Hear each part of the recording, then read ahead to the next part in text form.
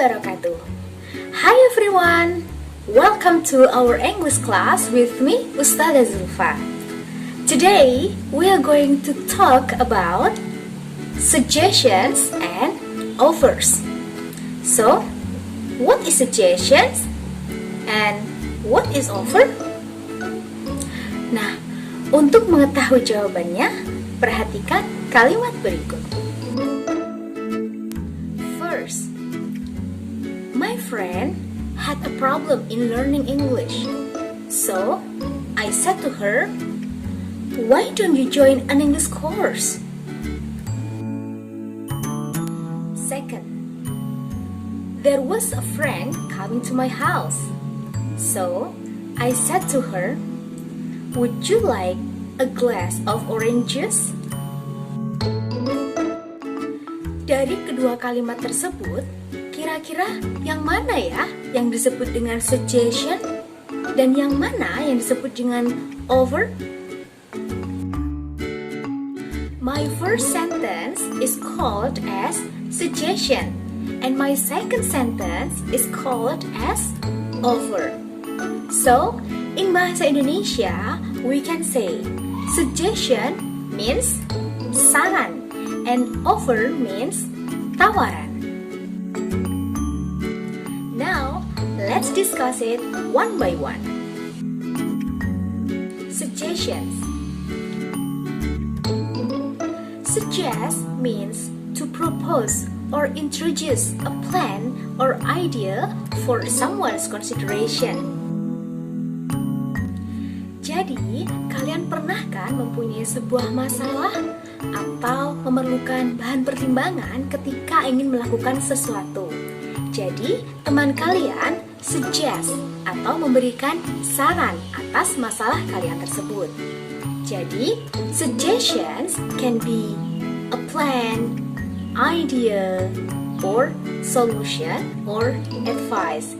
Jadi, suggestion itu bisa berupa rencana, atau mungkin ide, atau solusi, atau bahkan saran. Lalu, bagaimana caranya ketika kita ingin memberikan sebuah saran dan bagaimana cara kita meresponnya? Dalam memberikan saran, kita biasanya menggunakan beberapa ungkapan berikut ini. Yang pertama, let's plus verb 1. Contohnya, let's go to the library, let's eat to the canteen, dan lain sebagainya. Yang kedua, why don't we plus verb 1 atau why don't you plus verb 1. Contohnya, why don't we borrow some books? Jadi kita tidak bisa menuliskan why don't we borrowing some books atau mungkin why don't we borrowed some books. Lalu yang ketiga, we could plus verb 1. For example, we could wear a raincoat, we could bring umbrella, and so on. Selanjutnya, you should plus verb 1. For example, you should come early. Lalu, what about plus noun. Nah, jadi misalkan seperti ini. What about beef steak for dinner? Lalu, how about plus verb ing. For example, how about studying together? How about going to the city? And so on. Jadi, bedanya what about sama how about. Kalau what about tadi diikuti oleh noun, kalau how about diikuti oleh verb ing. Selanjutnya, I suggest that plus clause. Jadi clause di sini maksudnya adalah anak kalimat. Misalkan, I suggest that you drink a lot of water. Lalu yang terakhir, I think diikuti oleh clause atau I don't think diikuti oleh clause juga. Misalkan, I think we should do the test ourselves, and so on. Lalu, bagaimana caranya untuk merespon saran yang diberikan kepada kita? Lalu responnya bisa accept accept atau decline. Jadi kalian bisa menerima atau menolak saran tersebut. Jika menerima, kalian bisa mengatakan yes, sure, of course, that's good idea, dan lain sebagainya. Lalu, jika kalian menolak, kalian bisa mengatakan no, thank you.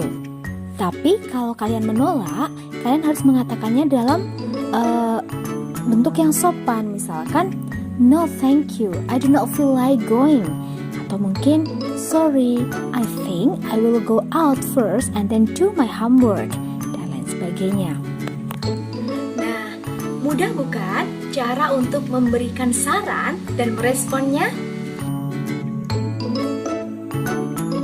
Well, it's time for you to practice in giving suggestion. So, I have a problem, and you must give me suggestion. Jadi, saya akan memberikan sebuah permasalahan. Lalu, kalian harus memberikan saran kepada saya. I have a problem. Do you know that we have to learn from home because of COVID-19? But I don't have a good smartphone to join an online class. So, what should I do? Nah, tulis jawaban kalian di kolom komentar ya.